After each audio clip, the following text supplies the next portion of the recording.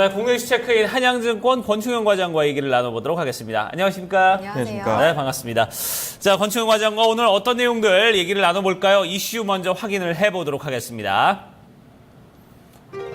자, 외국인 이탈, 기관과 개인 매수 여력 충분이라는 주제를 가지고 얘기를 나눠보도록 하겠습니다. 외국인들은 이렇게 이탈을 해도 우리 시장 어제 좀 든든한 그런 모습이었습니다. 조금 전에 이제 이슈처럼 외국인들뿐만 아니라 이제 기관 그리고 개인들이 매수세가 좀 들어오면서 이런 부분 좀 우리 시장을 좀 버텨주는 그런 모습이었는데 여력은 계속해서 충분하다는 의견이신 것 같아요. 네, 맞습니다. 일단 시장부터 말씀을 드리면은 코스피가 2일 만에 좀 반등에 성공을 했습니다. 대형주 쪽을 굉장히 안 좋게 보는 와중에 좀 의미 있는 반등이 아니었는가 좀 생각을 하고요. 좀 특징적인 모습으로 봤을 때는 어제 한 2시까지 시장이 한 강보권에서 머물다가 오후장에 기관 매수세가 굉장히 좀 강하게 유입이 되면서 시장이 플러스로 돌아서는 모습을 보였습니다. 다만 외국인 1,200억 이상을 좀 매도를 하면서 환율에 대한 좀 부담감이 아니겠는가라고 좀 생각을 하고 있습니다. 그리고 코스닥 같은 경우에는 장중한데 좀 1% 넘게 하락하는 모습을 보이다가 코스피와 마찬가지로 장 막판에 기관 매수세가 좀 유입이 됐습니다. 외국인 같은 경우는 코스닥에서도 한 700억 수준의 매도 물량을 좀 출회를 했습니다만 다만 장 막판에 굉장히 좀 강하게 매수하는 모습이 보였습니다. 일단은 환율로 인한 수급적 이슈로 좀 하락을 하는 것이라고 좀 보여지고 있고요. 장 막판에 좀 상승하는 모습을 봤을 때는 아직 개인과 기관이 물량을 받칠 능력이 굉장히 좀 크다라고 좀 생각이 되고 있고요. 장중 조정으로 좀 마무리된 것이 아니겠는가 이렇게 좀 생각하는 시장의 모습이었습니다. 네. 자, 앞으로 이제 환율 이슈와 더불어서 간밤에 또 달러화가 좀 약세 느낌이 나타났었거든요. 네, 맞아요. 이런 부분과 더불어서 외국인의 매도세 좀 지속 여부에 대해서 어떻게 봐야 될까요?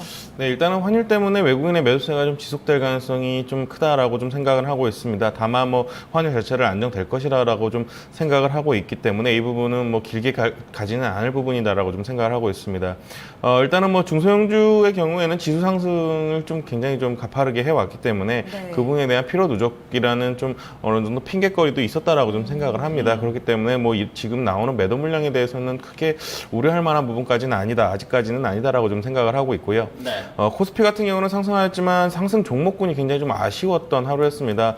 일단은 방금 아까 전에 말씀해주신 대로 꼴찌주들이 좀 반란하는 모습을 보였거든요. 네. 보통 전형적인 약세장의 반등의 모습이 이제 보통 꼴찌주 바닥에 있는 주식들이 좀 올라오는 모습들이 보여서 이 부분을 봤을 때는 일단은 대형주 같은 경우는 좀 지속될 수 있지 않겠는가 좀 생각을 하고 있고요.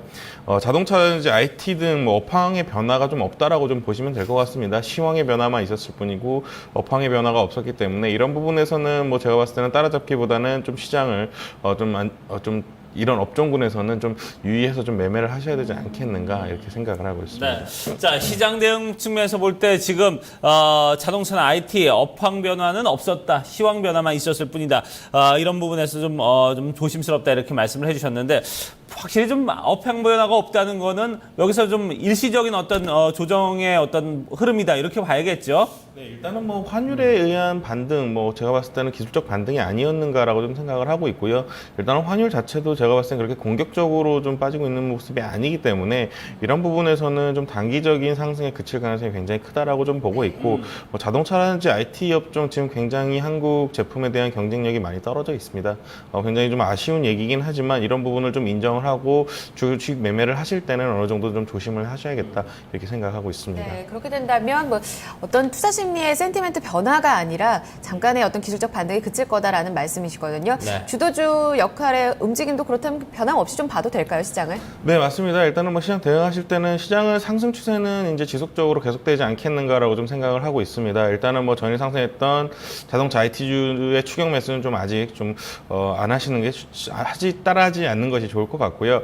네. 제 개인적인 생각으로는 제약, 바이오, 화장품이 다시 시장을 이길 가능성이 굉장히 크다라고 좀 생각을 하고 있습니다. 네. 가장 큰 이유에는 일단은 이 업황 자체가 굉장히 좀 성장하는 업황 자체가 없다 보니까 이런 네. 제약이라든지 바이오 쪽에서 좀 어느 정도 수익률을 거두려고 그러는 기관의 움직임들도 많고요.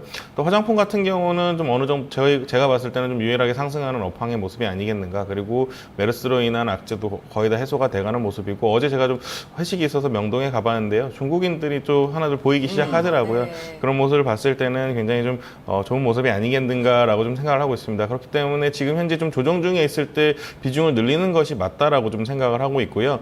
또 앞으로 또 게임즈라든지 건자재, 건설, 유화, 음식료 쪽에서 좀 강세가 좀 예상이 되고 있습니다. 이런 쪽에서 좀 포트를 좀 다시 재정비하셔서 꾸려 나가신다면은 하반기에는 괜찮은 좀 어느 정도 그 수익을 거둘 수 있을 것이다 이렇게 좀 생각을 하고 있습니다. 네. 과장님 하나 더 궁금한 게 있는데요. 일단 어제 장 막판에 들어 올렸던 이 기관 매수세의 힘, 지속력에 대해서는 어떻게 봐야 되나요? 우리가 볼 수급 포인트가 이 기관 쪽밖에 없을까요?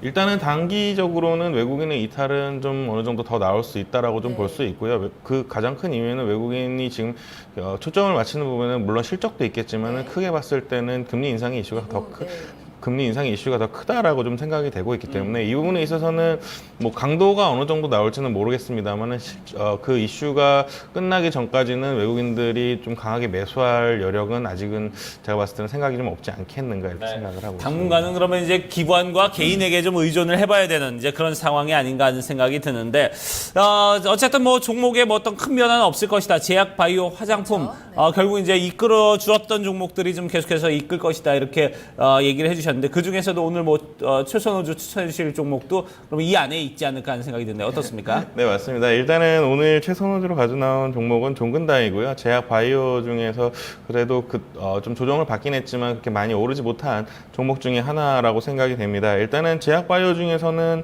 밸류에이션 메리트가 가장 크게 좀 부각이 될 수 있는 좀 안정적인 종목이다라고 좀 생각을 했고요. 일단은 PER 밸류가 20배에서 25배 정도 수준에서 놀고 있습니다. 일단은 뭐 올해 실적이 어떻게 나올지는 모르겠지만 작년 기준이라든지 올해 좀 예상치를 봤을 때는 한 25배 언더로 놀고 있기 때문에 일단은 뭐 바이오를 겸비한 제약주 중에서는 좀 굉장히 좀 메리트가 가격 메리트가 좀 있는 구간이다라고 좀 생각이 되고 있고요. 최근 이슈로는 뭐 한국 화이자와 녹내장 치료제를 같이 유통을 하기로 또 했었고요. 또 갱년기 관련 신약이 사업성이 굉장히 좀 좋아지고 있다라는 뉴스도 나오고 있습니다. 이 부분은 제가 봤을 때는 내추럴엔도텍의 그 제품을 제가 봤을 때는 좀 대신하는 그런 제품으로 좀 매출이 올라가고 있는 모습이 아니겠는가 좀 가장 생각을 하고 있고요.